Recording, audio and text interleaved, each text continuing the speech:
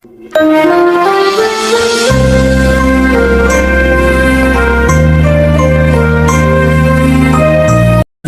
தலைப்பு என்னவென்றால் முன் நிறுத்த வேண்டிய கல். செய்தியின் தலைப்பு வந்து முன் நிறுத்த வேண்டிய கல், முன்மாதிரியான கல்.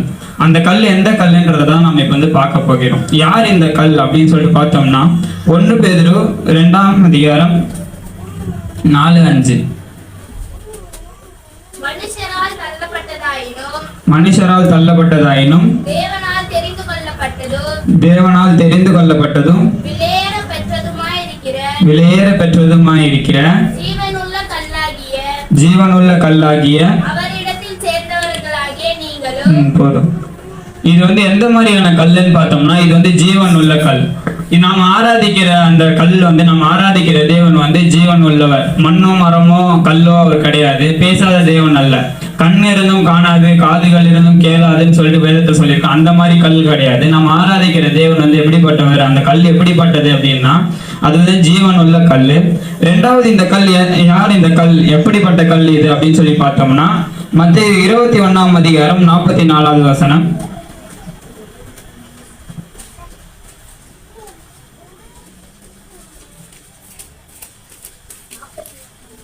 21:44. இந்த கல்லின் மேல் விழுகிறவன் நொறுங்கி போவான். இது எவன் மேல் விழுமோ அவனை நசுக்கி போடும். போதும். இந்த கல்லின் மேல் விழுகிறவன் நொறுங்கி போவான். இந்த கல் எவன் மேல் விழுமோ அவனை நசுக்கி போடும். இந்த கல் முதலாவது பார்த்தோம்னா ஜீவனுள்ள கல். நம்ம பேசுறதை இந்த கல் கேட்கும், நம்ம கேட்கறத இந்த கல் செய்யும். இந்த கல் வந்து ஜீவனுள்ள கல்ன்றதை நம்ம முதல்ல பார்த்தோம். அதே போல இந்த கல் வந்து நசுக்கி போடக்கூடிய கல். நசுக்கி போடும்னா எதை நசுக்கி போடும்? அதாவது இதன் மேல் மோதுகிறவன் நொறுங்கி போவான், உன்னை தொடுகிறவன் என் கண்மையை தொடுகிறான்னு சொல்லிட்டு தேவன் சொல்றாரு. அப்பொழுது இந்த கல் வந்து நம்மளுக்கு எப்படின்னா, நம்மளோட ஒரு உயர்ந்த அடைக்கலமாய், நம்மளை வந்து யாரும் தொடாதபடி, நம்மளுடைய சத்துருக்கள் எவ்வளவு பெருகினாலும், நம்மளுக்கு விரோதமா எழும்புகிறவர்கள் எவ்வளவு பேர் எழும்பி நின்றாலும் அது நம்மளை அணுகாதபடி, அதாவது ஒரு தீங்கும் நம்மளுக்கு நேரிடாதபடி நம்மளை சுற்றி பாதுகாக்கிறது மட்டும் இல்லாம நம்மளுக்காக யுத்தம் செய்கிற கல்லுமாய் இருக்கிறது இந்த கல், நசுக்கக்கூடிய கல். 3வதாக யார் இந்த கல் அப்படின்னு சொல்லி பார்க்கும் பொழுது ஏசாயா எடுத்துக்கலாம். ஏசாயா 28:16. ஆதலால் கர்த்தராகிய ஆண்டவர் உரைக்கிறதாவது, இதோ அஸ்திபாரமான ஒரு கல்லை நான் சீயோனிலே வைக்கிறேன். அது பரீட்சிக்கப்பட்டதும் வெளியேற பெற்றதும் திட அஸ்திபாரமான மூளைக்கல்லாய் இருக்கிறது. இந்த கல் வந்து 3வதா பார்க்கும்போது, முதலாவது இது ஜீவன் உள்ள கல். 2வது நம்மளுக்கு அடைக்கலமான, நம்மளுக்காக யுத்தம் செய்யக்கூடிய ஒரு கல். 3வது நாங்க பார்க்கிறது என்னன்னா, இது வந்து மூளைக்கல்லாய் இருக்கிறது. அப்ப யார் இந்த கல்? இந்த கல்லுக்கு ஜீவன் இருக்கிறது. இந்த கல் வந்து நம்மளை காப்பாத்துது, நம்மளுக்காக யுத்தம் செய்யுது அப்படின்னும் போது யார் இந்த கல் என்று பார்க்கும் பொழுது, இப்ப மூளைக்கல் தான் இந்த கல் அப்படின்றது நம்மளுக்கு தெரிஞ்சுக்கணும். மூளைக்கல் யார் அப்படின்னு பார்க்கும் பொழுது எபேசியர் 2:20.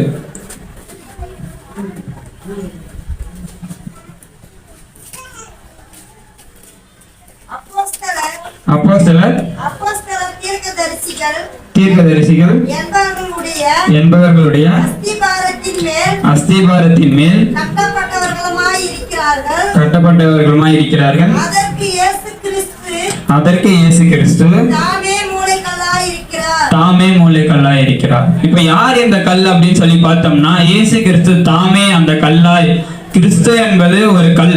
அந்த கல் வந்து இயேசுவே தானாகவே அந்த மூளைக்கல்லா இருக்கிறார். சபைக்கு மூளைக்கல் வந்து இயேசு.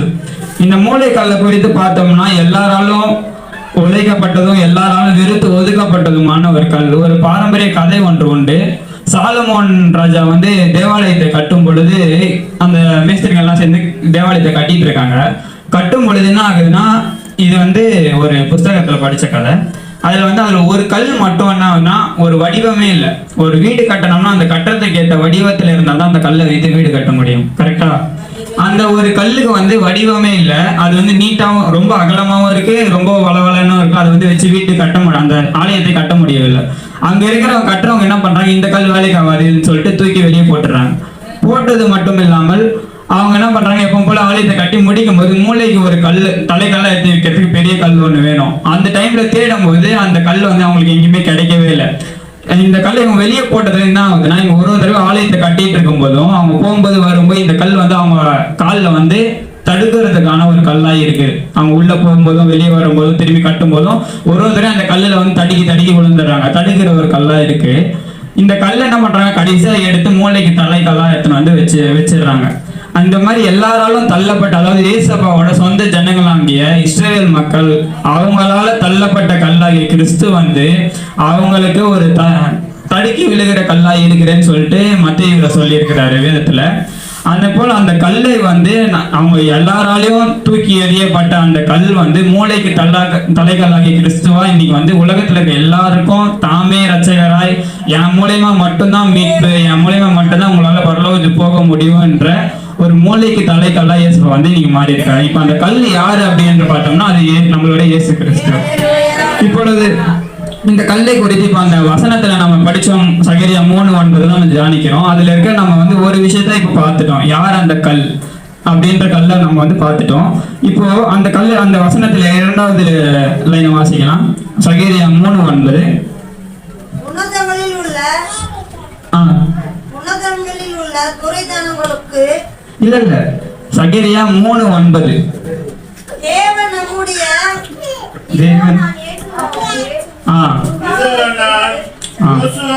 முன்பாக வைத்த கல் இந்த ஒரே கல்லின் மேல் 7 கண்களும் வைக்கப்பட்டிருக்கிறது. இந்த ஒரே கல்லின் மேல் 7 கண்கள் வைக்கப்பட்டிருக்கிறது. இப்போ இந்த கல் யாருன்றதை நம்ம பார்த்துட்டோம், நம்மளோட இயேசு கிறிஸ்து தான் இந்த கல்லுன்றதை நம்ம பார்த்துட்டோம். ஆனா இந்த கல்லின் மேல் ஏன் 7 கண்கள் வைக்கப்பட்டிருக்கிறது, 7 கண்கள் என்றால் என்ன அப்படின்றது வந்து நம்ம தெரிஞ்சுக்கணும். முதலாவது அது தெரிஞ்சாதான் ஏன் இந்த கண்கள் வந்து அவர் மேல இருக்கிறதுன்றதை நம்ம பார்க்க முடியும். முதலாவது இந்த 7 கண்கள் என்றால் என்ன அப்படின்னு சொல்லி பார்க்கும் பொழுது வெளிப்படுத்தின சுவிசேஷம் 5ஆம் அதிகாரம் 6வது வசனம்.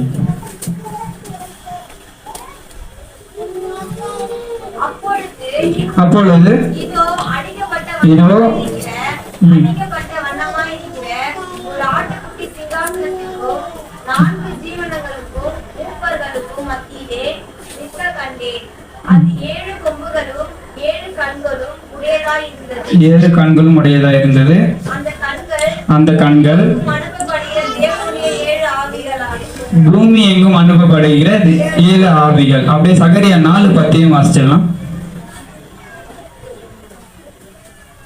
அப்புறமான அப்பத்தின் நாளையால் அசட்டை பண்ணலாம்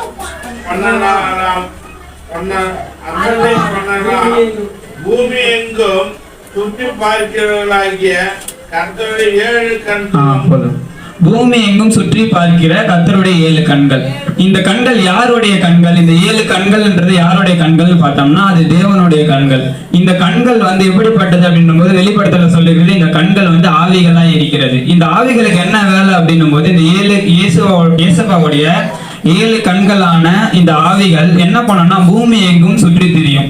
பூமி எங்கும் சுற்றி திரிந்து பூமியில வந்து அந்த கண்கள் எதை காணும், இயேசுவாவோட கண்ணு வந்து 7 கண்ணு பூமி முழுக்க போகுது வருது அப்படின்னும் போது பூமி எங்கும் உலாவுகிற சத்துருவே வந்து தேவ பிள்ளைங்க மேல நோட்டமா இருக்கும் போது இயேசுவாவோட கண்கள் 7 கண்கள் இந்த பூமியின் மேல வந்து உலாவுகிறது அப்படின்றத நம்ம பார்க்கிறோம்.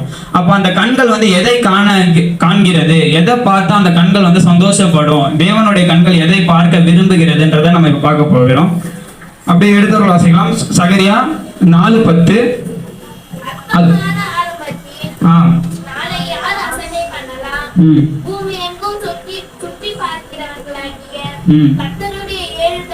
கர்த்தருடைய 7 கண்களும் செருபாபேலின் கையில் இருக்கிற தூக்கு நூலை.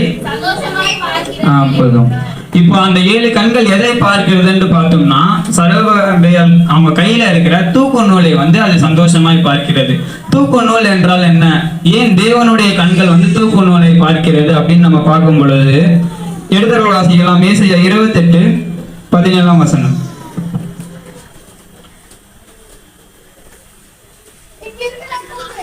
நான் நியாயத்தை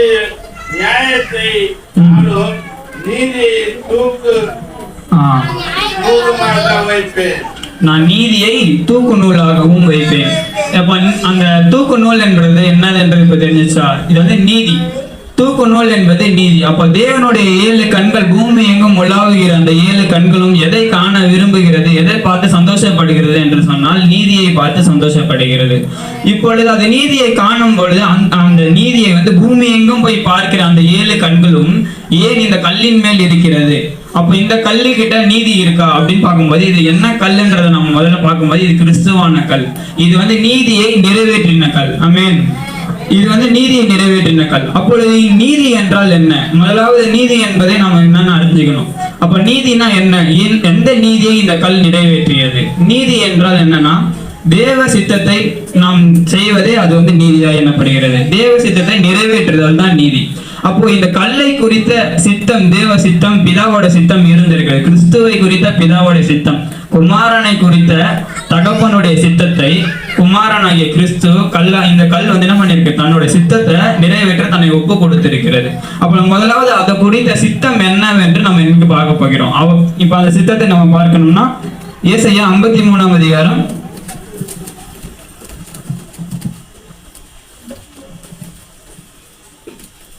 10, 11, 12.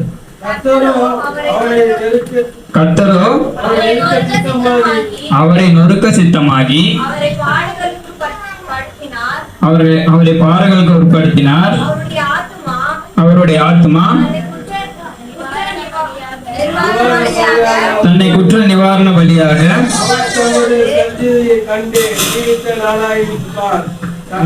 சித்தமானது அவர் கையினால் வாய்க்கும்.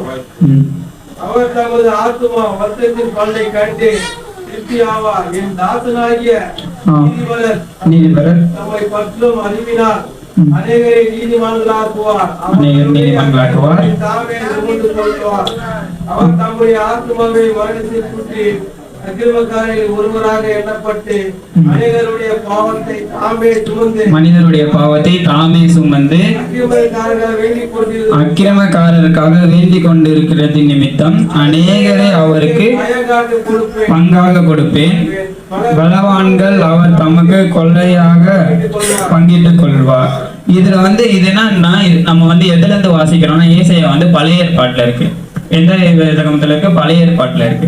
அப்போ ஏசப்பா எப்போ பிறந்தார் அப்படின்னு பார்த்தா அது புதிய ஏற்பாட்டுல பிறந்தார். எப்போ வந்து அவர் வந்து மரித்தார் அப்படின்னு பார்த்தா அது புதிய ஏற்பாட்டுல மரித்தார். அப்போ இது என்ன என்று சொன்னால் தேவனை குறித்த சித்தத்தை தீர்க்க தரிசனமாக சொல்லியிருக்கிறார். அந்த கல்லை குறித்த பிதாவின் சித்தத்தை தீர்க்க தரிசனமாக சொல்லியிருக்காங்க. என்ன சொல்லியிருக்காங்கன்னா உலகத்துல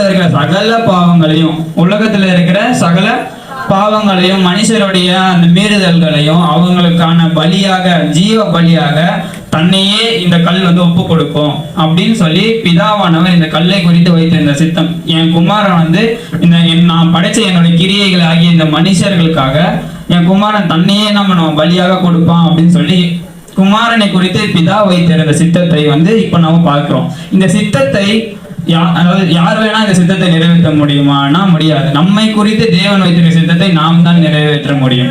அப்போ இந்த குமாரனை குறித்து பிதா வைத்திருந்த சித்தத்தை குமாரன் நிறைவேற்றுவதற்கு முதலாவது என்ன தேவை அப்படின்னு பார்த்தோம்னா சித்தத்தை நிறைவேற்ற வாஞ்சை தேவை.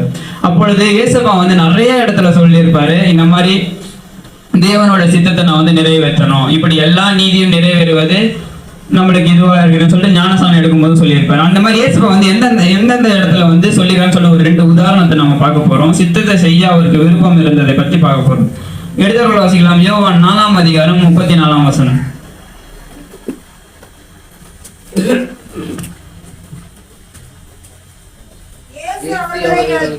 இயேசு அவர்களை நோக்கி நான் என்னை அனுப்பினவருடைய சித்தத்தின்படி செய்து அவருடைய கிரியையை முடிப்பேன், அதுவே என்னுடைய போஜனமா இருக்கிறது.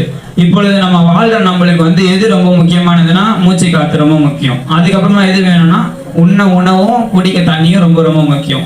அப்போ எது அடிப்படை தேவையா இருக்குது மனுஷனுக்குன்னா உணவு ரொம்ப முக்கியமான ஒன்று. அப்போ இவர் வந்து சித்தத்தை எதோடு ஒப்பிடுகிறார்னா போஜனத்தோடு ஒப்பிடுகிறார். அப்படின்னா போகும்போதும் வரும்போதும் நம்ம எப்பவுமே எந்த டைம்ல எதை பத்தி நினைப்போம்? எல்லா டைம்லயும் மனுஷனுக்கு பசிக்கும். எந்த டைமா இருந்தாலும் எதனா ஒன்று கொடுத்தா யாரா இருந்தாலும் சாப்பிடுவாங்க. அப்போ அந்த சாப்பாடு வந்து எதோட ஒப்பிடுறான்? சித்தத்தோடு. அப்போ எப்பெல்லாம் உனக்கு உணவு ஞாபகம் வருது அப்பெல்லாம் சித்தம். நம்மளுக்கு எப்பெல்லாம் நம்மளோட தேவைகள் ஞாபகம் வருது அப்பெல்லாம் அவர் நான் எதை முன்மொழிகிறேன்னா சித்தம். பிதாவோட சித்தத்தை நிறைவேற்றுவது எனக்கு போஜனமா இருக்கிறது அப்படின்னு சொல்றாரு. அப்போ எது அவருக்கு போஜனம், அதாவது எது அவருக்கு சாப்பாடாவே அவர் என்றார்னா தேவனோட சித்தத்தை நான் நிறைவேற்றணும். என்ன குறித்து சொல்லப்பட்ட எல்லா தீர்க்கதரிசிகளும் எல்லா தீர்க்க தரிசன வசனங்களையும் யார் நிறைவேற்றணும்?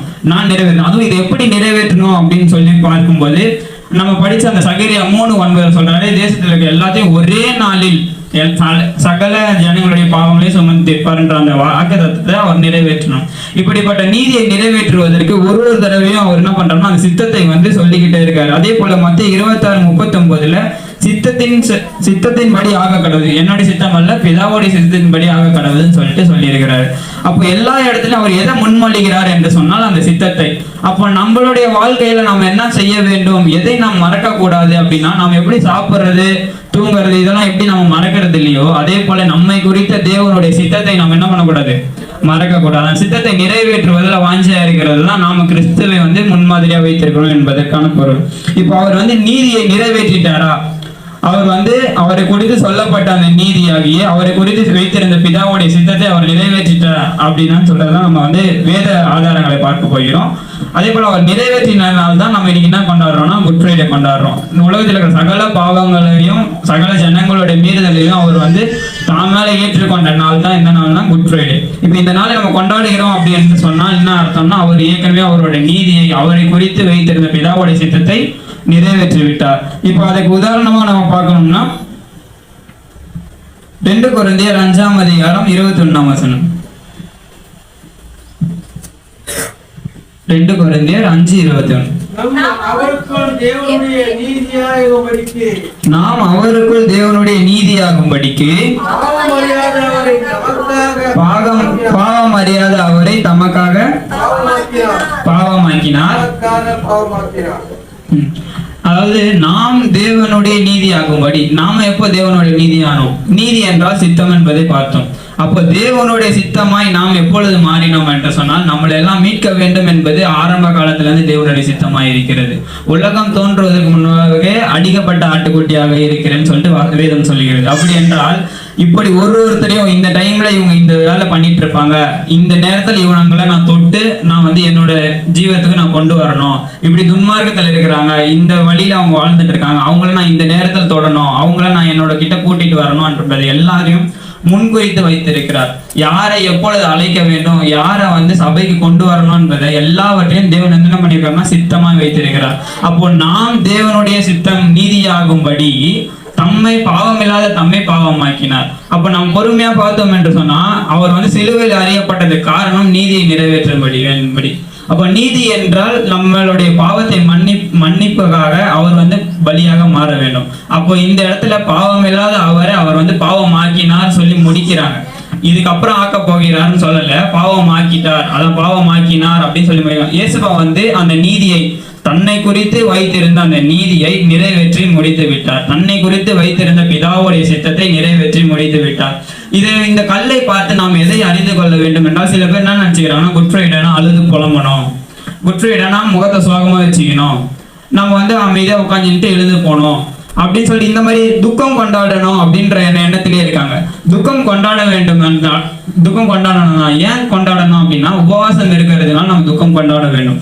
ஏன் துக்கம், அதுவும் எப்படிப்பட்ட துக்கம் கொண்டாட வேண்டும், யார் மேல கொண்டாட வேண்டும்னா இயேசுபாவே சொல்றாரு, நீங்கள் எனக்காக அல்லாமல் உங்களுக்காகவும் ஒரு பிள்ளைகளுக்காகவும் அழுங்கள். அப்ப எதற்காக நீ உபவாசம் பண்ண வேண்டும்? ஏன்னா அவர் வந்து தன்னை குறித்து பிதா வைத்த சித்தத்தை நிறைவேற்றி முடிச்சுட்டு அவர் மோட்சம் ஏறி போய்விட்டாரு. அவர் வந்து எதை நம்மளுக்கு கொடுத்து போயிருக்கிறார், அந்த கல் எதற்காக நம்மளுக்கு கொடுக்கப்பட்டு இருக்கிறது என்று சொன்னால் அது நம்மளுக்கான முன்மாதிரி கல். என்ன மாதிரி கல்? முன்மாதிரியாக வைக்கப்பட்டிருந்த கல். இப்ப நாம் முன் நிறுத்த வேண்டிய கல்லாகவும் அவரை தான் நாம் நிறுத்த வேண்டும். இப்ப நம்ம முன்னாடி எதை வைக்கிறோமோ அதன்படிதான் நம்ம வாழ்வோம். இப்ப நம்மளுக்கு ரோல் மாடலா நம்ம எதை வைக்கிறோமோ அதன்படிதான் நம்ம வந்து வாழ்க்கையை நம்ம பயணம் பண்ணுவோம். அப்படி இருக்கும்போது நாம் முன்மாதிரியாக வைக்க வேண்டியது எதுனா இயேசுபாவை. அப்போ அவரை நாம் கிறிஸ்துவை நாம் முன்மாதிரியாக வைத்தோம் என்று சொன்னால் நம்மை குறித்த நீதி, தேவன் நம்ம மீது வைத்திருக்க சித்தம், நம்மை அழைத்ததற்கான நோக்கத்தை நிறைவேற்றுவதை நாம் ஆர்வமாக இருப்போம். அப்பொழுது வந்து நம்ம வழி விலகி போகிறதுக்கு வாய்ப்பு வாய்ப்பே இருக்காது. தேவனுடைய சித்தத்தை அறிந்து செயல்படுகிறவர்களாக நம்ம இருக்க வேண்டும். இப்பொழுது தேவன் வந்து தன்னை குறித்து வைத்திருந்த நீதியை வந்து நிறைவேற்றிட்டார். இப்போ வந்து இந்த நீதியை நிறைவேற்றின இந்த கல்லை வந்து நாம் முன்மாதிரியாக வைக்க வேண்டும். இப்போ இதை முன்மாதிரியாக வைக்கும் பொழுதுதான் நம்ம வாழ்க்கை வந்து கரெக்டான தேவனுடைய சித்தத்தை நிறைவேற்றி முடித்தால்தான் நம்ம வந்து மோட்ச உலகத்துக்கு போக முடியும். இப்போ இதே போல வேதத்துல யார் வந்து இந்த மாதிரி தேவனை வந்து முன்மாதிரியா வைத்திருக்கா? இந்த கல்லை முன்மாதிரியா வைத்ததுல நிறைய பேர் இந்த கல்லை வந்து முன்மாதிரியா வைத்து வாழ்ந்திருக்காங்க. அப்படி இருக்கும் பொழுது நம்ம வந்து இன்றைக்கு ஒரு பாத்திரத்தை பார்க்க போகிறோம். அதுக்கு முன்பாக ஒரு சிறிய கதை ஒன்று சொல்லுவேன். ஏன்னா எது ரொம்ப முக்கியம்? விசுவாச மக்கள், அதுவும் தேவனை அறிந்தவர்கள், தேவனால் ரசிக்கப்பட்ட நம்ம மக்களுக்கு எது ரொம்ப முக்கியம் என்ற ஒன்று பார்க்க போறோம். இப்போ என்ன ஆகுதுன்னா, ஒரு ஹஸ்பண்ட் அண்ட் ஒய்ஃப் இருக்காங்க, அதாவது கணவன் மனைவி 2 பேர். அவங்க வந்து ஒரு வீட்டில் வந்து வாழ்ந்து வராங்க. ஹஸ்பண்டுக்கு என்ன வேலைன்னா, காலையில் போயிட்டு நைட்டு வர்றது தான் வேலை. அவரோட வேலை வந்து வேலை பலு அதிகம், அதனால ராத்திரி தான் வீட்டுக்கு வருவார் காலையில் போனால். இப்போ இங்கே வீட்டில் இருக்க அந்த சகோதரிக்கு வந்து என்ன பிரச்சனைனா, அவங்களால வந்து வேலையை வந்து ரொம்ப சீக்கிரமாக முடிச்சிடறாங்க. எல்லா வேலையும் காலையிலேயே முடிச்சு வச்சிடறாங்க. நைட்டு வரைக்கும் செய்ய வேண்டிய வேலையெல்லாம் காலையிலேயே முடிச்சு வச்சிடறாங்க. நைட்டு வரைக்கும் அவங்களுக்கு என்ன ஆகுதுன்னா போர் அடிக்குது. யாராக இருந்தாலும் வீட்டில் சும்மா இருந்தால் வெறுப்பு அடிக்கும். ஸோ அவங்களுக்கு பேச்சு துணைக்கு ஆள் இல்லை அப்படின்னு சொல்லிட்டு ரொம்ப நாளாக என்ன பண்ணுறதுன்னு யோசிச்சுக்கிட்டே இருக்காங்க. ஒரு நாள் வந்து அவங்களுக்கு ஒரு விஷயம் வந்து ஞாபகம் வருது. ஆமாம், இந்த கிளிகள்லாம் என்ன பண்ணும்? பேசும். நம்ம பேசுனா நம்ம கூட கிளிலாம் பேசும். அப்போ பேசுகிற ஒரு கிளி வாங்கி வந்து வச்சுட்டா நம்மளுக்கு பேச்சு துணையாக இருக்குமே. கணவன் வெளியே போயிட்டு அவர் ராத்திரி தான் வராரு, நம்ம வீட்டில் எவ்வளோ நேரம் தான் தனியாக இருக்கிறது, நம்மளுக்கு ஒரு பேச்சு துணையாக இருக்குமே அப்படின்னு சொல்லிட்டு என்ன பண்ணுறாங்கன்னா, அவங்க வந்து ஒரு பெட் ஷாப் போகிறாங்க. போயிட்டு இந்த மாதிரி வளர்ப்பு பிராணிகள்லாம் விற்கிற இடத்துக்கு போயிட்டு ஒரு பேசுகிற கிளி வேணுன்றதை கேட்டு வாங்குறாங்க. எதை கேட்டு வாங்குறாங்க? பேசக்கூடிய கிளி எனக்கு வேண்டும் அப்படின்னு சொல்லி கேட்டு அந்த பேசக்கூடிய கிளியையும் அந்த கிளிக்கு ஒரு பெரிய கூண்டையும் வாங்கிட்டு வீட்டுக்கு எடுத்துட்டு போயிடுறாங்க. அவங்க வீட்டுக்கு எடுத்துட்டு போய் வச்சுட்டு அந்த கிளி பேசும்னு சொல்லிட்டு வெயிட் பண்றாங்க. ஆனால் அந்த கிளி பேசவே இல்லை. ரொம்ப நேரமா பாக்குறாங்க, அந்த கிளி பேசவே இல்லை. அதுக்கப்புறம் என்ன பண்ணிடுறாங்க, அந்த கிளியை ரூம்ல வச்சுட்டு இவங்க பாட்டு போயிட்டு அவங்க வேலையெல்லாம் செஞ்சு முடிச்சுட்டு அவங்க கணவன் வரைக்கும் வெயிட் பண்ணிட்டு அன்றைக்கு நாள் முடிஞ்சிடுது. முடிஞ்ச உடனே மறுநாள் என்ன பண்றாங்க, அந்த கூடையும் எடுத்துக்கிட்டு அந்த கிளியையும் எடுத்துக்கொண்டு எங்க போறாங்கன்னா வாங்கின கடைக்கு போறாங்க. நீங்க என்ன கிளியை கொடுத்துருக்கீங்க? இந்த கிளி என்ன பண்ணவே இல்லை, பேசவே இல்லை. நான் பேசக்கூடிய கிளியை தானே கேட்டேன்னா அவர் என்ன சொன்னாரு, கிளி வந்து அதோட மைண்டை பொறுத்து தான் பேசும். நீங்க என்ன பண்ணுங்க, கிளிக்கு வந்து கண்ணாடி பிடிக்கும், கண்ணாடி பார்க்கறது கிளிக்கு ரொம்ப பிடிக்கும். ஒரு கண்ணாடியில ஃபுல்லா நீங்க என்ன பண்ணுங்க, அதுக்கு உடம்பு கீரிக்காத மாதிரி ஒரு டேப் அந்த மாதிரி என்ன ஒன்று அடிச்சுட்டு அந்த கண்ணாடி வந்து கிளி கொண்டுக்குள்ள வச்சு பாருங்க, கொஞ்ச நேரம் கழிச்சு அதுவே பேசும்னு சொல்லி அனுப்புறாரு. திரும்பி அந்த கூடையும் அந்த கிளியும் எடுத்துட்டு அவங்க எங்க போறாங்கன்னா அவங்களோட வீட்டுக்கு போயிடுறாங்க. போயிட்டு என்ன பண்றாங்க, அதே போல ஒரு புது கண்ணாடி, சின்ன கண்ணாடி ஒன்று அழகா வாங்கி வந்து கிளி கொண்டு உள்ள மாட்டுறாங்க. மாட்டிட்டு கிளி பேசுதான்னு பாக்குறாங்க, கிளி பேசவே இல்லை. இவங்க என்ன பண்ணிடுறாங்க, அதை ஓரமா வச்சுட்டு இவங்க பாட்டு அவங்க எப்பவும் போல அன்னைக்கு நாளை ஓட்டிடுறாங்க. ஓட்டி முடிச்சுட்டு மறுநாள் திரும்பி போய் சண்டை போட்டே ஆகணும் இன்னைக்கு நானு, இந்த கிளி பேசவே இல்லைன்னு போகும்போது அவர் என்ன சொல்றாருன்னா, அப்போ நீங்க வந்து என்ன பண்ணணும், ஒரு லேடர் வாங்கி உள்ள வைக்கணும். அந்த விற்கிறவர் என்ன சொல்றாருன்னா, நீங்க வந்து கிளி சந்தோஷமா இருந்தா தான் பேசும். கிளி எப்போ பேசும்? அது சந்தோஷமா இருந்தால் தான் அது வாய் திறந்து பேசும். நீங்க முதல்ல அதை சந்தோஷமா ஆக்கணும். அதுக்கு நீங்க என்ன பண்ணணும், ஒரு லேடர் அதாவது ஒரு ஏணி மாதிரி, கிளி வந்து ஏறி ஏறி இறங்குற மாதிரி கூண்டுல வந்து வைப்பாங்க. அந்த மாதிரி ஒரு லேடர் நீங்க என்ன பண்ணணும், ஒரு ஏணியை வந்து நீங்க என்ன பண்ணணும், சின்னதா வாங்கி அது விளையாடுறதுக்காக வைக்கணும் உள்ள அப்படின்னு சொல்றாரு. சொன்ன உடனே இவங்க என்ன பண்றாங்க, சரி ஒரு வேளை அப்படிலாம் வச்சா சந்தோஷப்பட்டா பேசும் போல கிளி அப்படின்னு சொல்லிட்டு 3வது நாள் என்ன பண்றாங்க, ஒரு லேடர் வாங்கி உள்ள வைக்கிறாங்க, ஒரு ஏணி வாங்கி வைக்கிறாங்க. அந்த ஏணியை வேணுங்கி வச்ச உடனே அந்த கிளி அந்த ஏணியில ஏறி இறங்குது, ஆனா பேச மாட்டேங்குது. நான் இவ்வளவு பண்ணி இந்த கிளி பேச மாட்டேங்குது, இவர் வந்து நம்மளை ஏமாத்துறாரு இந்த கடைக்காரன்னு சொல்லிட்டு திரும்பி மறுநாள் வரைக்கும் வெயிட் பண்ணி மறுநாள் போறாங்க. போகும்போது அந்த விற்கிறவர் என்ன சொல்றாரு, கடைசியா ஒரு வார்த்தை சொல்றாரு, எனக்கு இப்ப தெரிஞ்சு போச்சு உங்க கிளி ஏன் பேச மாட்டேங்குதுன்னு சொல்லிட்டு. அதுக்கு வந்து நீங்க வைக்கிற இந்த விளையாட்டு பொருளுக்கு பிடிக்கல, அது கொஞ்ச நேரம் நிம்மதியா இருக்கணும், அதனால என்ன பண்ணணும்னா நீங்க ஒரு ஊஞ்சல் வாங்கி வைங்க. கிளி வந்து ஊஞ்சல் ஆடும்ல, அந்த ஊஞ்சல் ஒன்று என்ன பண்ணுங்க, அந்த கூட்டுல வாங்கி வைங்க. அதுவா வந்து எப்போ தான் நிலைக்கு வருதோ, அதாவது சந்தோஷப்பட்டு எந்த ஒரு பயம் இல்லாம, புது வீட்டுக்கு போறதுனால ஒரு பயம் இருக்கும்ல, அந்த பயம் எதுவுமே இல்லாம எப்போ அது தான் வீடுன்னு ஃபீல் பண்ணுதோ அப்போ அதுவே பேசும் அப்படின்னு சொல்லி அனுப்பிடுறாரு. இப்போ இவங்க என்ன பண்றாங்கன்னா, அதே போல சரி இவர் சொல்றதுல உண்மை ஒண்ணு இருக்கு அப்படின்னு சொல்லிட்டு என்ன பண்றாங்க, ஒரு ஊஞ்சல் வாங்கி உள்ள வைக்கிறாங்க. வச்சுட்டு வீட்டுக்கு எத்தனை வச்சிருக்காங்க, கிளி பேசவே இல்லைன்னு போயிட்டு இங்க எப்பவும் போல படுத்து தூங்கிறாங்க. காலையில போய் இன்னைக்கு ஒரு சண்டை இருக்குது அப்படின்னு சொல்லிட்டு படுத்து தூங்கிறாங்க. காலையில எழுந்து அந்த கூடை வந்து பார்க்கும்போது கிளி செத்து போச்சு. அவங்க வருவதுக்கும் அந்த கிளி அப்பதான் சாகும்போது அவங்க என்ன பண்றாங்க, செத்து போனோடனே அந்த கூடையும் கிளியும் எடுத்துட்டு போயிட்டு நீங்க என்ன ஏமாத்திட்டீங்க, அந்த கிளி என்கிட்ட கடைசி வரைக்கும் பேசணும். கிளி வந்து என்ன பண்ணல, பேசவே இல்லைன்னு கூட 2வது தான். ஆனா கிளி இப்ப செத்து போச்சு, நான் இவ்வளவு காசு கொடுத்து வாங்கினேங்கன்னு சொன்னாங்க. அதுக்கு அந்த கடைக்காரர் வந்து ஒரு விஷயம் கேட்டார். அந்த கிளி சாகும்போதாச்சும் ஒரு வார்த்தை சொல்லிட்டு செத்துதா அப்படின்னு கேட்டார். அதுக்கு அந்த கிளி வந்து ஒரு வார்த்தை சொல்லிட்டு செத்துச்சு, அதுவும் ரொம்ப சோகமா சொல்லிட்டு செத்துச்சு அப்படின்னாங்க. என்ன சொல்லுச்சுன்னு கேட்டார். கேட்டதுக்கு, நீ இத்தனை தடவை பெட் ஷாப் போறியே, ஒரு தடவையாச்சும் உணவு வாங்கி வந்து வைக்கணும்னு உனக்கு தோணுச்சா அப்படின்னு சொல்லிட்டு அந்த கிளி கேட்டுச்சான். 4 நாட்களா அந்த கிளிக்கு சாப்பாடு போடல, ஆனா கிளிக்கு வந்து மற்ற விஷயம் எல்லாத்தையுமே செஞ்சாங்க. இன்றைக்கு நாமளும் கிறிஸ்தவ வாழ்க்கையில இருக்கிற நாமளும் என்ன பண்றோம் அப்படின்னு சொன்னா, நாம வந்து ஆரோக்கியமா இருக்கிறதுக்காக இல்லடா, அதாவது நம்ம சரீரம் வந்து ஆரோக்கியமா இருக்கிறதுக்காக நம்ம என்னென்னலாம் பண்ணணுமோ அது எல்லாமே நம்ம வந்து பண்றோம். அதே போல நாம வந்து பீஸ்ஃபுல்லா இருக்கணும், நாம வந்து நிம்மதியா இருக்கணும், கொஞ்ச நேரம் விளையாடணும். நம்ம விளையாட்டுக்கு இல்லை, பொழுதுபோக்கு, ஊஞ்சல் வந்து பொழுதுபோக்கு.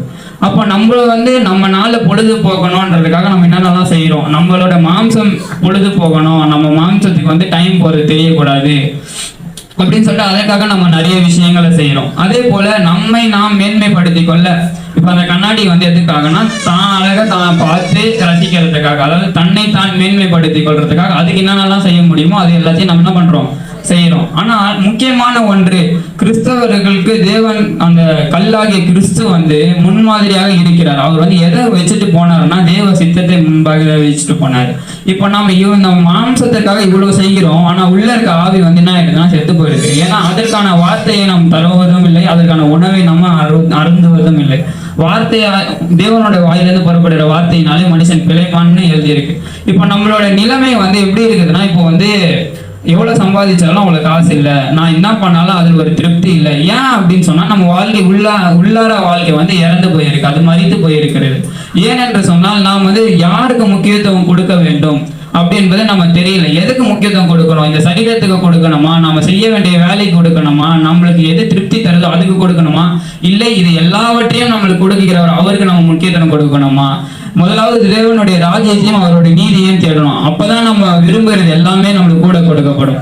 அப்படின்னா நம்மளுக்கு இளைப்பாறுதல் அவர் கொடுப்பாரு, நம்மளுக்கு பொழுதுபோக்கு அவர் கொடுப்பாரு, நம்மளுக்கு பேச்சு துணையா அவர் இருப்பாரு, எல்லாவற்றையும் அவராகவே இருந்து நம்மளுக்கு நடத்துவாரு. ஆனா அவரை நாம் முன் நிறுத்த வேண்டும். அவரை நாம் வந்து என்ன பண்ணணும்னா முக்கியத்துவம் கொடுக்கணும் நம்ம வாழ்க்கையில. இப்போ அந்த மாதிரி முக்கியத்துவம் கொடுக்காதனால்தான் அவங்க கிளி வந்து என்ன பண்ணல, ஏன்னா வாழ்வாதாரத்துக்கு தேவையான ஒன்று உணவு, அதையே கொடுக்காதனால்தான் மற்ற எல்லாவற்றையும் செய்து அதை செய்யாதனால இறந்து போனாங்க. நாம மனித வாழ்விற்கு என்னென்னலாம் வேணுமோ அது எல்லாமே செய்யறமே தவிர நம்ம ஆத்மா நரகத்துக்கு போறதுக்கான வழியை தான் நம்ம வந்து ஆயத்தப்பண்ணி வச்சிருக்கிறோம். ஏன்னா மோட்சத்துக்கு போக வேண்டும் என்று சொன்னால் அந்த ஆத்மாவுக்கு தேவையான அந்த ஜீவ உணவு வந்து வார்த்தையாகிய தேவனுடைய வார்த்தை. அந்த வார்த்தை நம்ம என்ன பண்ணோம்னா தினந்தோறும் பருக வேண்டும். இப்பொழுது இந்த மாதிரி தேவனை வந்து முக்கியத்துவம் கொடுக்கணும். நம்ம வாழ்க்கையில் எதை செய்தாலும் அதுக்கு முக்கியத்துவம் எது கொடுக்கணும், தேவ வார்த்தை கொடுக்கணும், தேவனுக்கு கொடுக்கணும்ன்றது ஒரு சின்ன உதாரண கதையை பார்த்தோம். வேதாகமத்துல ஒரு பாத்திரத்தை பார்க்க போறோம். யோசுவாவை குறித்து இன்னைக்கு நம்ம பார்க்க போகிறோம். அதாவது முன்மாதிரியாக இந்த கல்லை முன்மாதிரியாக வைப்பதினால் அவருக்கு என்னென்னலாம் கிடைச்சது அப்படின்றத முதல்ல பார்க்க போறோம். ஃபர்ஸ்ட் விஷயம், இந்த கல்லை நம்ம முன்மாதிரியாக வைத்து வாழும் போது, இந்த கல்லை நம்மளுக்கு முன் நிறுத்தி நம்ம வாழும் போது நம்மளுக்கு கிடைக்கிறது வந்து ஒரு பாசிட்டிவ் ஐசைட், அதாவது நிறைவான பார்வை, இல்லைன்னா பயம் இல்லாமை. பயமே இருக்காது. நம்மளுக்கு எந்த விஷயமானாலும் திகில், ஏன்னா நார்மலான விஷயத்துக்கு எல்லாரும் பயப்படுவாங்க. இந்த விஷயமா ஏதோ இதுவாயிடுமோ அதுவாயிடுமோ, இப்படி முடியுமோ அப்படி முடியுமோ, நான் நேர்லயே பார்த்தேன் இந்த மாதிரி நடந்தது, இந்த மாதிரி ஒரு பயம் வந்து உள்ளுக்குள்ள இருந்துகிட்டே இருக்கும். இல்ல நம்ம எதனா ஒண்ணு பார்த்தாலே குறைவோடு பார்ப்போம். இது இப்படி இருக்கும்போது அதுல இருக்க நிறைவு வந்து நம்ம கண்களுக்கு தெரியாது, நம்மளுக்கு வெறும் குறைவு மட்டும் தான் நம்ம கண்களுக்கு தெரியும். இப்படிப்பட்ட பார்வை இல்லாம இந்த கல்லை முன்னிறுத்தி வாழும் பொழுது, இந்த கல்லை உதாரணமாய் நாம் வைத்து வாழும் பொழுது நம்மளுக்கு வந்து என்ன கிடைக்குதுன்னா ஒரு நிறைவான பார்வை, பயம் இல்லாம கிடைக்கிறது. ஏசாயா எழுத்தவர்கள் வாசிக்கலாம். ஏசாயா 54ஆம் அதிகாரம் 14 வசனம்.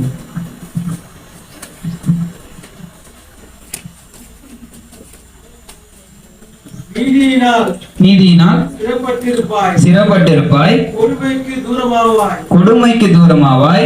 பயம் இல்லாதிருப்பாய்.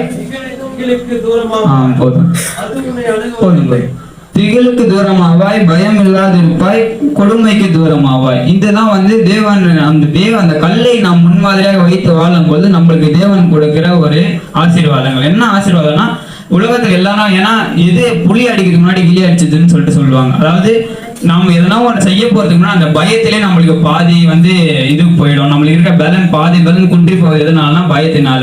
ஆனால் கிறிஸ்துவை முன்மாதிரியாக வைத்து வாழ்பவர்கள், கிறிஸ்துவ மேல அவங்க நம்பிக்கை மொத்தத்தை கிறிஸ்துவ மேல வைத்து அந்த கல்லை பின்பற்றி அந்த கல்லை முன்னிறுத்தி வாழ்பவர்களுக்கு இந்த உலகத்துல பயப்பட வேண்டிய விஷயம் எதுவுமே இல்லை அப்படின்றதான் தேவன் சொல்றான். நீ பயமே இல்லாம இருப்ப, உனக்கு வந்து திகில் இல்லாம இருக்கும். ஏன்னா இந்த மாதிரி இருக்கிற மனுஷர்கள் ரொம்ப ரேர். இந்த மனுஷனா பிறந்தாங்க எல்லாருக்குமே பயம் இருக்கிறது, எல்லாருக்குமே திகில் இருக்குதுன்னு சொல்றாங்க.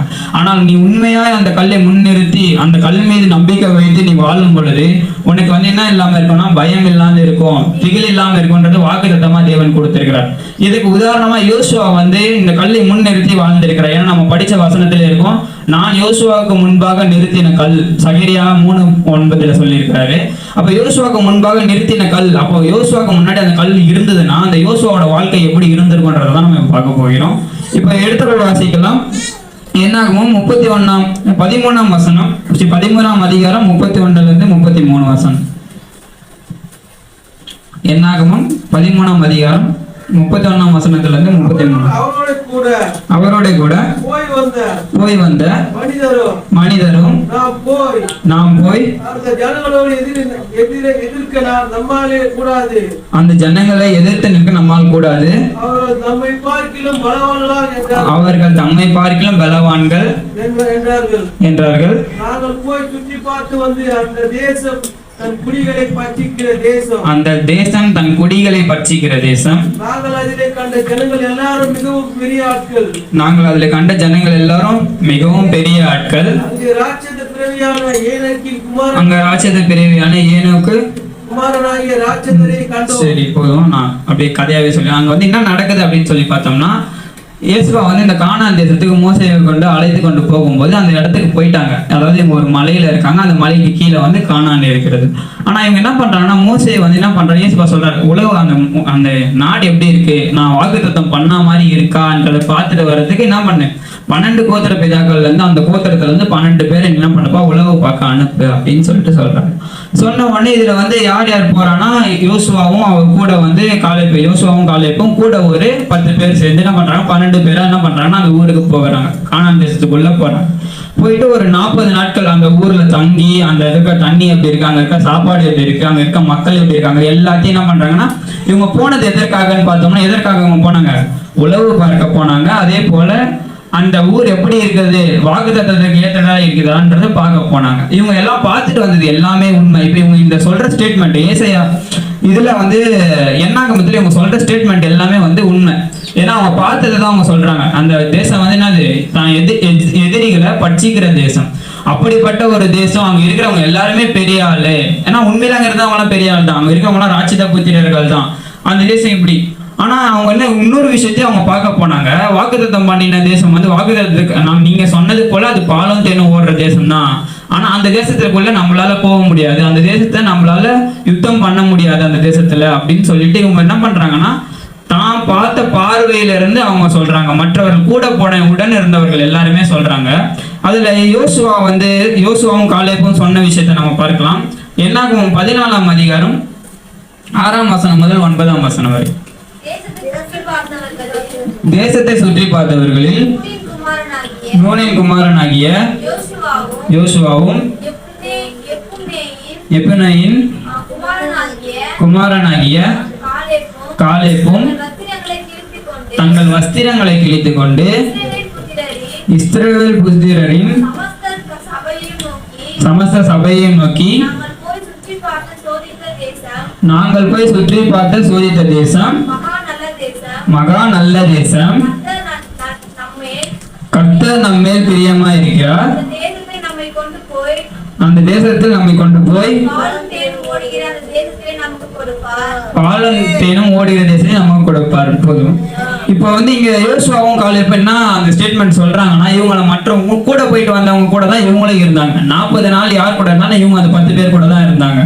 அதாவது யோசுவாவும் காலேப்பும் அந்த 10 பேர் கூட இருந்த போதும் வேறு ஆவி உடையவர்களா இருந்தாங்க. எப்படி இருந்தாங்கன்னா, வேறு ஆவி. அவங்களோட சித்தம் என்ன, வாக்குத்தத்தம் பண்ணினதற்கு அந்த கானான் தேசம் ஏற்றதா இருக்கிறதா, அதுதான் அவங்களோட சித்தம். அவங்க போன நோக்கம் என்ன, அதுதான் நோக்கம். அவங்க வந்து என்ன சொல்றாங்கன்னா, இவங்க சொல்லும் போது பாத்தீங்கன்னா, நாங்கள் பார்த்த சோதித்த தேசம். இவங்க வந்து என்ன பண்ணாங்கன்னா, பார்த்தாங்க, சோதிச்சாங்க. வாக்குத்தத்துக்கு இது கரெக்டா இருக்கா, சோதனை பண்ணி பார்த்தாங்க, கரெக்டா இருக்கு. அவ்வளவுதான். அவங்க எதற்காக போனாங்களோ அந்த சித்தத்தை மட்டும் பார்த்து போனவர்களுக்கு அங்க என்ன செய்தி சொல்றாங்கன்னா, நற்செய்தி சொல்றாங்க.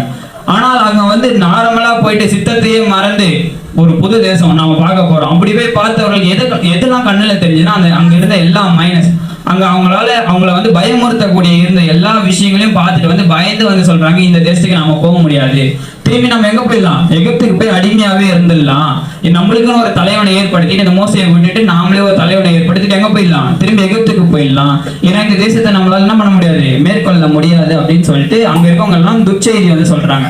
அந்த துச்செய்தியை சொன்ன அத்தனை பேருக்கு நடுவுல தான் 40 நாள் யாரும் இருந்தாங்கன்னா யோசுவாவும் கலைப்பும் அந்த 10 பேர் கூட தான் தங்கி இருந்தாங்க 40 நாளும்.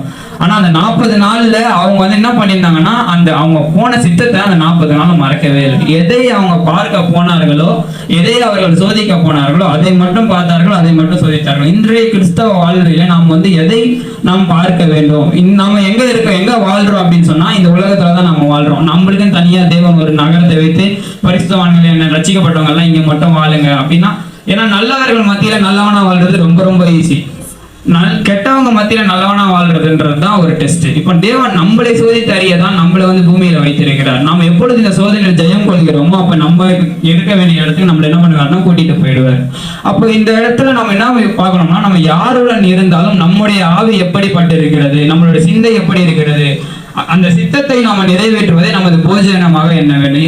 இந்த மாதிரி என்னதுனாலதான் ஒரு நிமிஷம் கூட, ஏன்னா இவங்கெல்லாம் அங்க போயிருக்கும் போது 40 நாள் இவங்க 10 பேர் பேசாம இருந்திருப்பாங்களா, 12 பேரும் ஒன்னா இருக்காங்க 40 நாளும் 12 பேர் பேசாம இருந்திருப்பாங்களா, பேசியிருப்பாங்க. அப்பயே அவங்க சொல்லியிருப்பாங்க, அந்த எதிரிகளை பார்க்கும் பொழுது இவங்க சொல்லியிருப்பாங்க, இதெல்லாம் நம்ம எப்பப்பா சண்டை எப்படிப்பா போட முடியும், எப்படிப்பா நம்ம இதெல்லாம் ஜெயிக்க முடியும் அப்படின்னு அவங்க அப்ப சொல்லியிருப்பாங்க.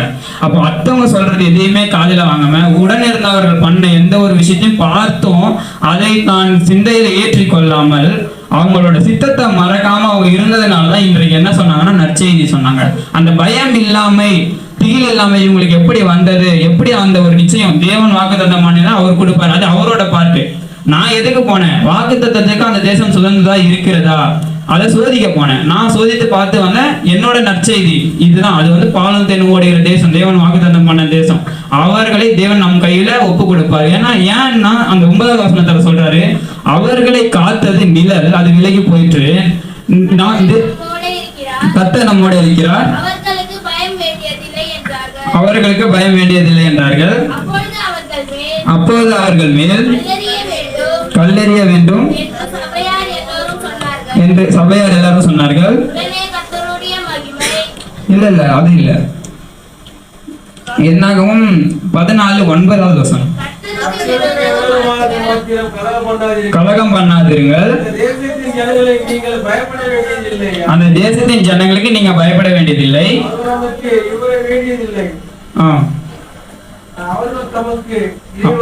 அவர்கள் தமக்கு இளையவர்கள், அவர்களை காத்த நிழல் அவர்களை விட்டு நீங்கி போயிற்று, கர்த்தர் தம்மோடு இருக்கிறார். போதும்.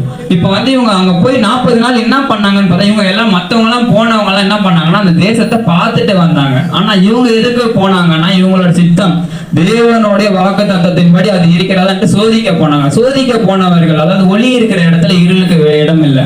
அப்ப எப்பொழுது நம்ம வந்து தேவனை முன்னிறுத்தி எப்பொழுது நாம் எந்த ஒரு விஷயத்துல காலத்தை வைக்கிறோமோ அங்க இருந்த தடைகள் வந்து நீக்கப்படும்.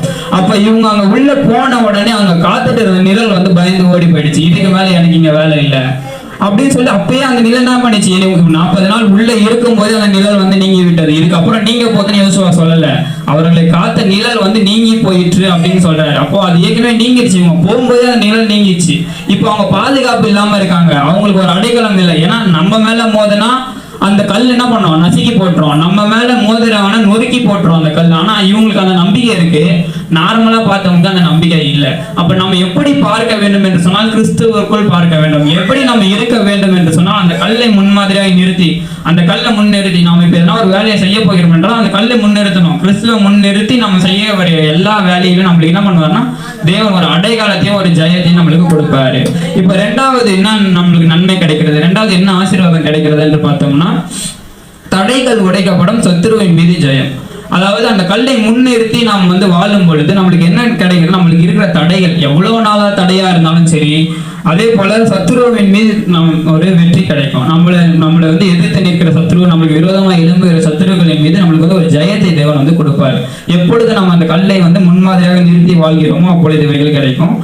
எடுத்து வாசிக்கலாம். மீகா 12ஆம் அதிகாரம் 13வது வசனம்.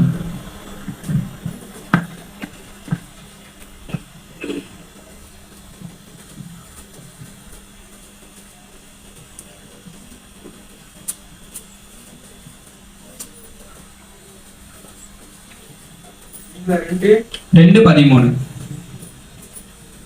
தடைகளை நீக்கி போடு. தடைகளை நீக்கி போடுகிறவர் அவர்களுக்கு முன்பாக நடந்து போகிறார். அவர்கள் தடைகளை நீக்கி வாசலால் உட்பிரவேசித்து கடந்து போவார்கள். அவர்கள் ராஜா அவர்களுக்கு முன்பாக போவார். கர்த்தர் அவர்கள் முன்னிலையில் நடந்து போவார். இப்ப இந்த வசனம் என்ன சொல்லுகிறது அப்படின்னு சொல்லி பார்த்தோம்னா, தடைகளை நீக்குகிறவர் அவர்களுக்கு முன்பாக நடந்து போவார்.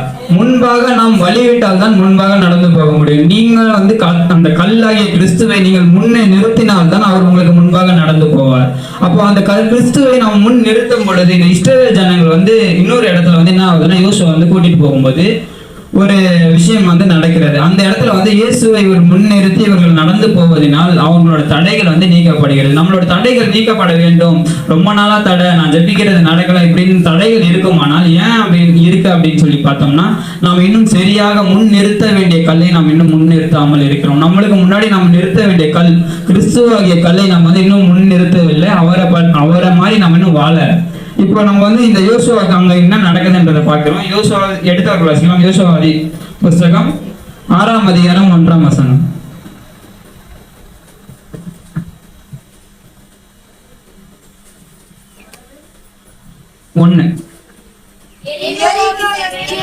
எரிகோ இஸ்ரவேல் புத்திரருக்கு முன்பாக அடைக்கப்பட்டிருந்தது.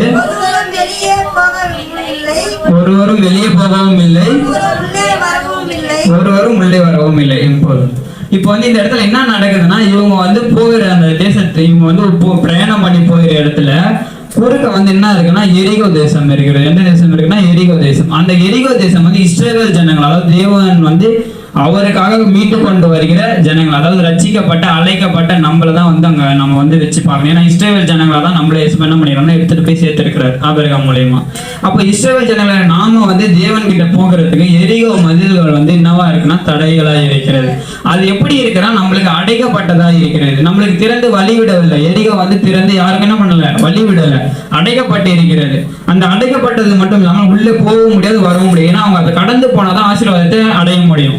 அந்த ஆசீர்வாதத்தை அடைய முடியாத படிக்கு அந்த எரிகோ மதில் வந்து என்னவா இருக்குன்னா இந்த மக்களுக்கு வந்து தடையா இருக்குது. அப்போ அது நாம வந்து இந்த 6வது அதிகாரம் நீங்க ஃபுல்லா நான் அப்படியே கதையா சொல்றேன். அந்த 6வது அதிகாரம் ஃபுல்லா நீங்க படிச்சு பாத்தீங்கன்னா அந்த எரிகோ மதிலை எப்படி தேவன் வந்து ஜெயிக்க இவங்களுக்கு கிருபை பாராட்டினார் அப்படின்னு சொல்லிட்டு நம்ம அதை பார்க்கலாம். அதுல வந்து எப்படின்னா, அவர் யோசுவாவோட வந்து பேசியிருப்பாரு. பேசிட்டு என்ன பண்ணியிருப்பாருன்னா, உடன் 7 எக்காலங்களை ஊதுகிற 7 ஆசாரியர்களை கூப்பிட்டு 7 எக்காலங்களை ஊதி முன்னாடி போக சொல்லு. அது கூட என்னுடைய வார்த்தை உடன்படிக்கை பெட்டி ஆகிய அந்த பேலையை என்ன பண்ண, நீ அதுக்கு நடுவில் வந்து பிடிச்சிட்டு அந்த ஆசிரியர்கள் வந்து பிடிச்சிட்டு போகட்டும். அதுக்கு பின்னாக எல்லா ஜனங்களும் நடந்து போகணும். எதுக்கு பின்னாக நடந்து போகணும்? தேவனுடைய வார்த்தை. தேவனை துதிக்கிறவர்களும் துதித்ததுக்கு அப்புறம் தேவனுடைய வார்த்தையும், தேவனுடைய வார்த்தை வந்ததற்கு அதுக்கு அப்புறமா அந்த வார்த்தையின் மேல் நம்பிக்கை வச்சு பின்னாடி யார் போனோம்? இஸ்ரேல் ஜனங்களை நீ நடத்தி கொண்டு போ. என்ன பண்ண, அந்த எரிகோ தேசம் முழுக்கல அந்த ஒரு தேசம் முழுக்க என்ன பண்ண, ஒரு நாளைக்கு ஒரு ரவுண்டு, எத்தனை நாளைக்கு, ஒரு நாளைக்கு ஒரு தடவை சுற்றி வர சொல்லி சொல்றாரு. அப்போ வந்து யோசுவா என்ன கட்டளை போடுறான்னு, நான் கூட்டின்னு போகும்போது என்ன பண்ணக்கூடாது, வழியில யாரும் பேசவே கூடாது. ஒரு நகரத்தை சுத்தி வர வரைக்கும் யாரும் என்ன பண்ணக்கூடாது, பேசவும் கூடாது, சத்தம் போடவும் கூடாது. மௌனமா என்ன பண்றோம்னா அந்த தேசத்தை நம்ம சுத்தி வரோம் அப்படின்னு சொல்லிட்டு அந்த மாதிரி கூட்டிட்டு போறாரு. முதலாம் நாள் போனாங்க, ஒரு அற்புதமும் நடக்கல. 2வது நாள் போனாங்க, அப்பயும் ஒரு அற்புதமும் நடக்கல. ஒரு நகரத்தை சுற்றுறதுன்றது சும்மா கிடையாது. ஏன்னா நைட் நேரத்துல சுத்த மாட்டாங்க, காலையில தான் சுத்தம். அப்போ அவங்க எவ்வளவு களைப்பு இருந்திருக்கும், எவ்வளவு வெயில் இருந்திருக்கும், இவ்வளவு நடந்திருக்கும் நம்ம யோசிச்சு பார்த்தோம்னா. அப்போ அந்த நகரத்தையே அவங்க சுற்றி வர வரைக்கும் ஒரு வார்த்தை கூட பேசக்கூடாது அப்படின்னு சொல்லிட்டு கூட்டிட்டு போறாரு. அது கூட்டிட்டு போறது மட்டும் இல்லாமல் முன்னாடி வந்து எக்காலங்களை எடுத்துக்கிட்டு ஊதுறவங்களை எடுத்துட்டு அதுக்கப்புறம் தேவனோட வார்த்தையை பேலையை எடுத்துக்கொண்டு அதுக்கு பின்னால வந்து யார் போனோம்னா ஜனங்கள் போகணும் அப்படின்னு சொல்லி கட்டளை இருக்கிறார் ஏசப்பா.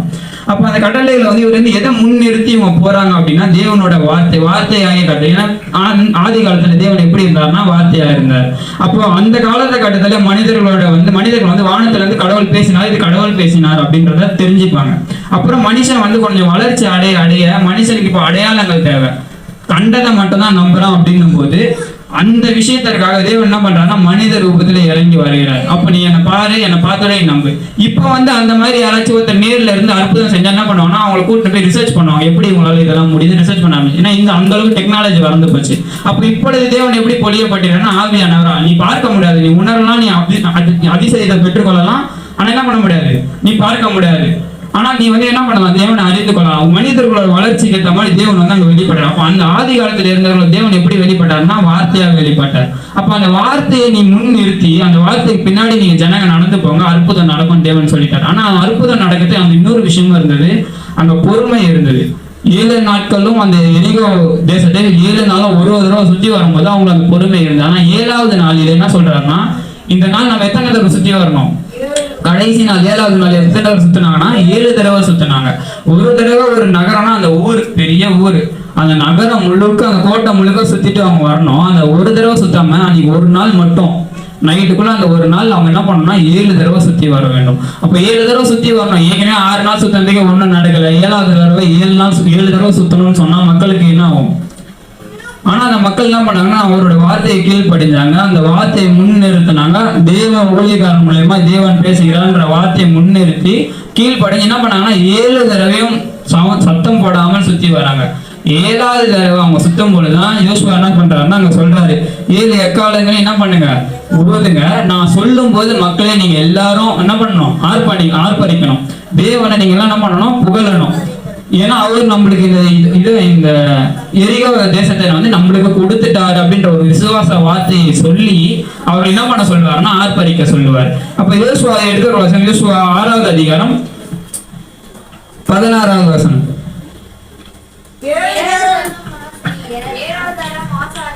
ஏழாம் தரம் ஆசாரியர் எக்காலங்களை ஊதுகையில் யோசுவா ஜனங்களை நோக்கி ஆர்ப்பரியுங்கள், பட்டணத்தை கர்த்தர் உங்களுக்கு ஒப்பு கொடுத்தார். இப்போ வந்து என்ன சொல்றாருன்னா நீங்க எல்லாம் சேர்ந்து ஆர்ப்பரிங்க, இந்த பட்டணத்தை யாருக்கு கொடுத்துட்டாரு, கடவுள் உங்களுக்கு கொடுத்துட்டாரு. இன்னும் அந்த மதில்கள் உடையவும் இல்லை, அந்த இடத்துல ஒரு சின்ன விரிசல் கூட ஏற்படலை, அந்த மதில்ல ஒரு சின்ன விரிசல் கூட இல்லை, அதெல்லாம் இங்க எதுவுமே சொல்லவே இல்லை.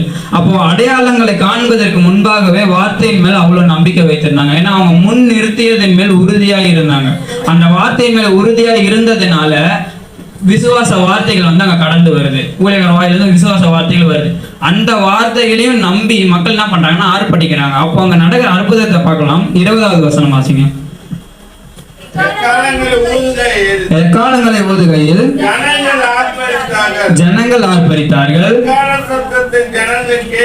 எக்கால சத்தம் ஜனங்கள் கேட்டு மகா ஆர்வத்தோடு முழங்குகையில் ஆமென். என்னாச்சு, அலகம் வந்து இடிந்து விழுந்தாலும் அவ்வளவு பெரிய மதில் சுவர், எரிகோ மதில் சுவர் இவர்களுக்கு அடைக்கப்பட்டிருந்தது, போகவும் முடியாது வரவும் முடியாது, அடைக்கப்பட்டிருந்த அந்த மதில் சுவர் வந்து எப்பொழுது இவங்க வந்து அந்த வாக்கு தத்துவம் தேவனுடைய கல்லை வந்து உறுதியாய் பற்றி கொண்டு அந்த வாக்குத்தத்தின் மேல் முழு நம்பிக்கை வைத்து அந்த முன்மாதிரியாக நிறுத்தி இவர்கள் எப்பொழுது செயல்பட்டார்களோ, பொறுமையுடன் எப்பொழுது காத்திருந்தார்களோ, தேவனோட அற்புதம் அது வர வரைக்கும், நம்ம ஜபத்துக்கு பதில் கிடைக்கிற வரைக்கும் எப்பொழுது இவங்க காத்திருந்தாங்களோ, அந்த 7 தடவையும் அந்த வார்த்தைக்கு அவங்க கீழ்ப்படிஞ்சதுனால அங்க வந்து என்ன நடக்குதுன்னா அந்த அலங்கம் வந்து இடிந்து விழுந்தது. அவ்வளவு பெரிய மதில் சுவர்கள் ஒரு சின்ன பூகமோட இல்லை, அது அப்படியே இடிந்து விழுந்ததுன்னு பைபிள் சொல்லியிருக்கு. அப்ப அந்த நல்லா இருந்த ஒரு மதில் சுவர் இடிந்து விழத்தக்கதாக இவங்க என்ன பண்ணாங்கன்னா ஆர்ப்பரித்தாங்க, துதித்தாங்க. தேவன் வந்து நம்மளுக்கு அற்புதம் செய்யற வரைக்கும் இல்ல, தேவன் நம்மளுக்கு செய்வார் என்ற நம்பிக்கையோடும் அவர் செஞ்சு முடிச்சதுக்காகவும் நன்றியோடும் நம்ம என்ன பண்ணணும், எப்போதும் தேவனை வந்து துதிச்சு கொண்டே இருக்கணும். இப்பொழுது இந்த விஷயத்துல நம்ம வந்து இந்த கல்லை முன் நிறுத்தியதுனால நம்மளுக்கு 2 ஆசீர்வாதங்கள் பார்த்துட்டோம். முதல் ஆசீர்வாதம் என்ன பார்த்தோம்னா நிறைவான பார்வை, பயம் இல்லாம மற்றவங்க வந்து இந்த உலகத்துல இருக்கவங்க வந்து எதற்காக பயந்தாலும் கிறிஸ்துவை நம்புற நம்மளுக்கு எந்த பயமும் இல்லை அப்படின்றத நம்ம பார்த்தோம். 2வதாக இந்த கல்லை முன்னிறுத்தி வாழும் போது நம்மளுக்கு என்ன கிடைக்குதுன்னா நம்மளுக்கு சுத்தி இருக்க தடைகள் எவ்வளவு நாள் தடையா இருந்தாலும் இப்ப நம்மளுக்கும் தடையா இருக்கும், கூட இருக்கவங்களுக்கும் தடையா இருக்கும், ஆனா நம்மளோட தடையை உடைக்க தேவன் வல்லவர் அப்படின்ற நம்பிக்கை நம்மளுக்கு இருந்து மற்றவங்களை பார்க்காம நம்மளோட தடைகளை தேவன் வந்து உடைப்பாரு. நம்மளுக்கு விரோதமா எழும்புகிற சத்துருக்களை தேவன் நம்ம கையில ஒப்பு கொடுப்பார். அன்னைக்கு அந்த எரிகோ மதில அந்த அலங்கம் இடிந்தது மட்டும் இல்லாம எரிகோ தேசத்தை யார் கையில ஒப்பு கொடுத்தாருன்னா அந்த இஸ்ரேல் மக்கள் கையில தேவன் ஒப்பு கொடுத்தார். நம்ம எதிரிகளை வந்து தேவன் என்ன பண்ணுவார், நம்ம கையில வந்து ஒப்பு கொடுப்பார்.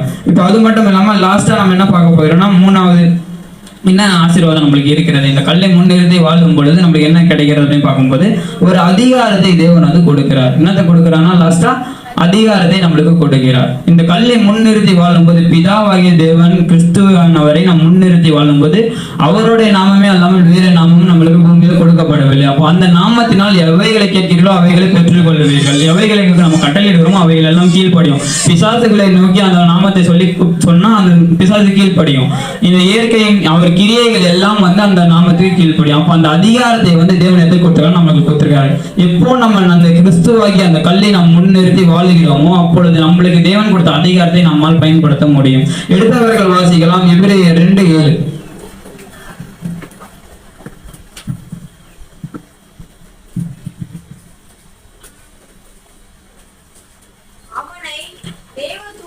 அவனை தேவதூதரில் சற்று சிறியவனால் படைத்தீர்.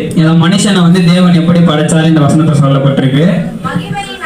மகிமையினாலும் கனத்தினாலும் அவனுக்கு முடிச்சூட்டி உமது கரத்தின் கிரியைகளின் மேல் அவனை அதிகாரியாக வைத்து சகலத்தையும் அவனுடைய பாதங்கள் கீழ்ப்படினீர். போதும்.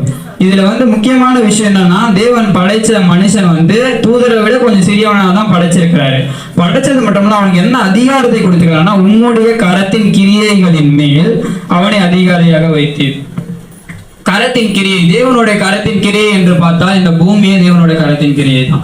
ஆகில எல்லாமே உருவாகிறதுக்கு முன்னாடி தேவன் வார்த்தையால் எல்லாத்தையும் சிருஷ்டித்தார். எல்லாமே தேவனுடைய கிரியைகளாக இருக்கிறது. வானம் தேவனுடைய கிரியை, சந்திரன் சூரியன் தேவனுடைய கிரியை, இவை எல்லாம் தேவனுடைய கிரியாக இருக்கும்போது இவை எல்லாத்துக்கும் மேல யாருக்கு அதிகாரம் இருக்கு அப்படின்னா தேவனை முன்னிறுத்தி வாழ்பவர்கள். அந்த கிறிஸ்து என்ற கல்லை முன்னிறுத்தி அதை நம்பி வாழ்பவர்களுக்கு தேவன் எந்த கொடுத்திருக்காருன்னா அதிகாரம் கொடுத்திருக்காரு. இயற்கையின் மேல அதிகாரத்தை கொடுத்திருக்காரு. நம்ம எப்போ மழை வேணும் அப்படின்னு சொல்லி ஜெபிக்கிறோமோ அப்போ மழை வரும். எப்போ மழை வேணாம்னு ஜெபிக்கிறோமோ அப்போ மழை வராது. எப்போ எனக்கு இந்த விஷயம் நடக்கணும்னு நம்ம ஜெபிக்கிறோமோ அந்த விஷயம் நடக்கும். எப்போ ஒரு சத்துருவை பார்த்து நம்ம கட்டளையிட்டு வெளியே போன்னு சொல்றோமோ அப்போ அந்த சத்துருவை நம்ம விட்டு போவோம். ஏன் அப்படின்னு சொன்னா அந்த கல்லை நம்ம முன்னிறுத்தி, அந்த இயேசு என்ற நாமத்தை நம்ம முன்னிறுத்தி அந்த கல்லை நம்ம நம்பி முன்னிறுத்தி நம்ம வந்து சொல்லும் பொழுது அந்த அதிகாரத்தை நம்மளால் பயன்படுத்த முடிகிறது. அப்படிதான் யோசுவா வந்து ஒரு இடத்துல அந்த அதிகாரத்தை பயன்படுத்தி இருக்கிறார். அதை நம்ம பார்க்க போகிறோம். எடுத்து வாசிக்கலாம். யோசுவா 10ஆம் அதிகாரம் 12-13 வசனம்.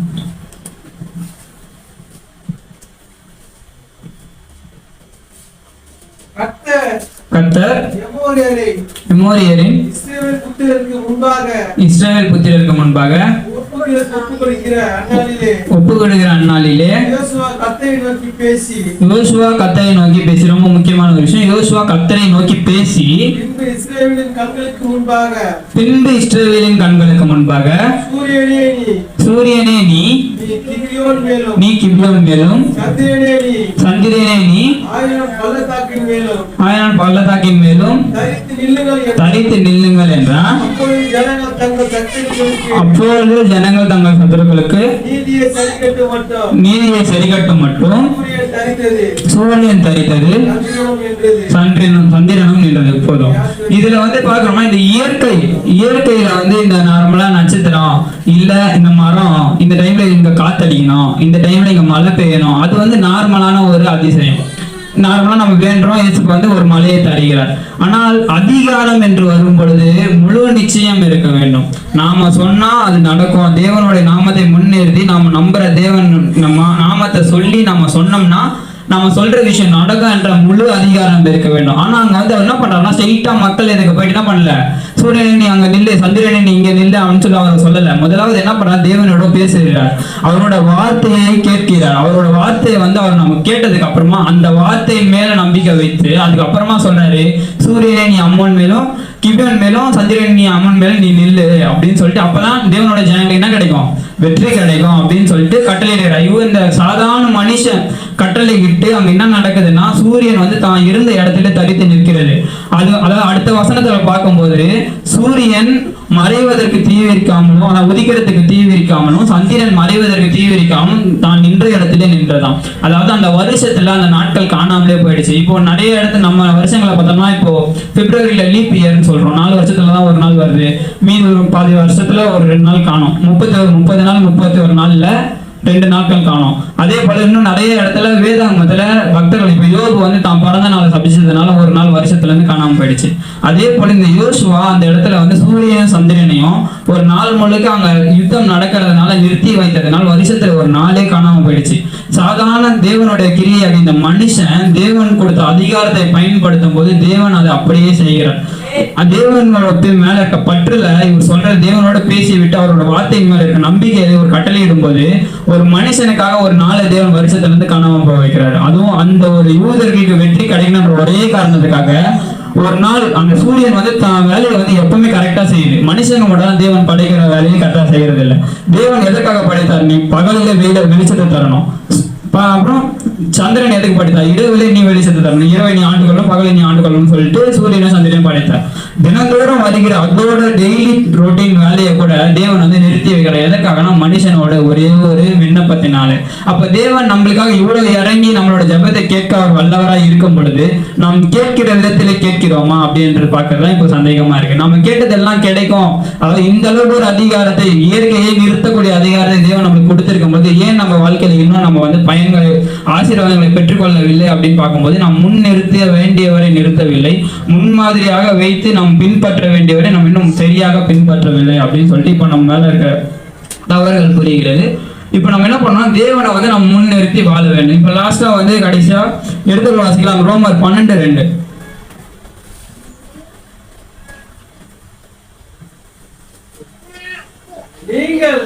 நீங்கள் இந்த பிரபஞ்சத்துக்கு ஒத்த வேஷம் தெரியாமல் தேவனுடைய நன்மையும் பிரியமும் பரிபூரணமான சித்தம் என்னதென்று பகுத்தறியத்தக்கதாக